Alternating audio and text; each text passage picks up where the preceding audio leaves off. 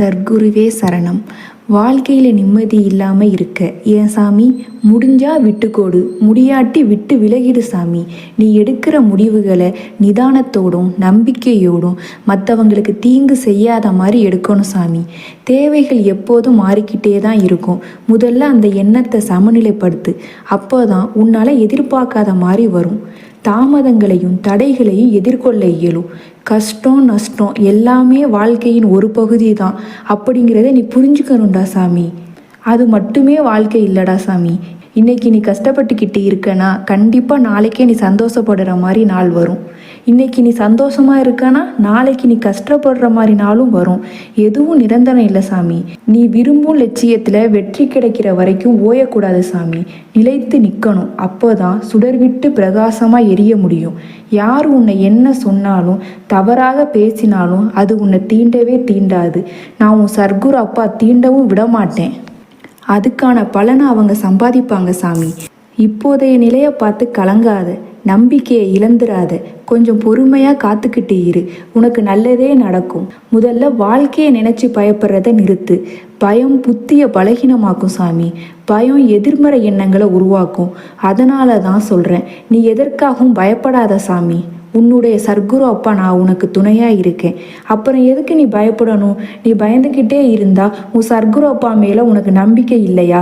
சர்க்குரு அப்பா மேலே நம்பிக்கை இல்லாதவங்க தான் பயந்துக்கிட்டே இருப்பாங்க. நம்பிக்கையோடும் பொறுமையோடும் நீ உன் கடமையில் செஞ்சுக்கிட்டே வா. நிச்சயம் நீ இந்த நிலைமையை மாறி வெற்றி பெறுவ.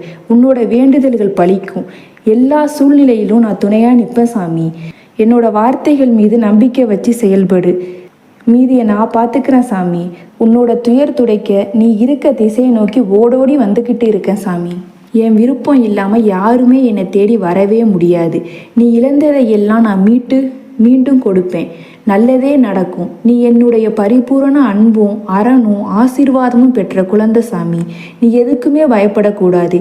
இனி உனக்கு நடக்கிறது எல்லாமே நல்லதாகவே நடக்கும். அதுக்காக தானே சாமி உன் சர்க்குரு அப்பா தினமும் உனக்கான பதிவுகளை கொடுத்துக்கிட்டே இருக்கேன். பிறகு நீ கவலைப்பட்டுக்கிட்டே இருக்கிறது சரியா? கவலைப்படாத. உன்னோட வாழ்க்கையில் சொல்ல முடியாத கஷ்டங்கள் அதிகமாக இருக்குன்னு எனக்கு தெரியும். உன்னோட கஷ்டங்களை நீ என்கிட்ட சொல்ல வேண்டிய அவசியம் இல்லை. கண்டிப்பாக அந்த கஷ்டங்கள் எல்லாத்தையும் சரி பண்ணி சந்தோஷமாக நிம்மதியாக நான் உன்னை வாழ வைப்பேன்.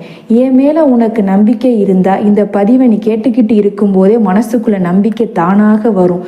இந்த உலகத்தில் யாருக்கு தான் கஷ்டம் இல்லைன்னு சொல்லு? யாருக்கு தான் பிரச்சனை இல்லை? யாரு தான் அவங்க வாழ்க்கையில் போராடாமல் இருக்காங்க? ஒரு மனுஷன் வாழணும்னா அவனோட வாழ்க்கையில் அவன் போராடி தான் ஆகணும். நீ அதிர்ஷ்டம் செஞ்சிருக்க. ஏன் தெரியுமா? உன் சர்க்குரு அப்பா உனக்கு துணையாக இருந்து உன்னோட போராட்டத்தில் நானும் சேர்ந்து போராடிக்கிட்டு இருக்கேன். உன்னோட வாழ்க்கை சந்தோஷமாகவே மீட்டு கொடுப்பேன். கவலைப்படாமல் இரு. எல்லாமே சரியாகிடும்.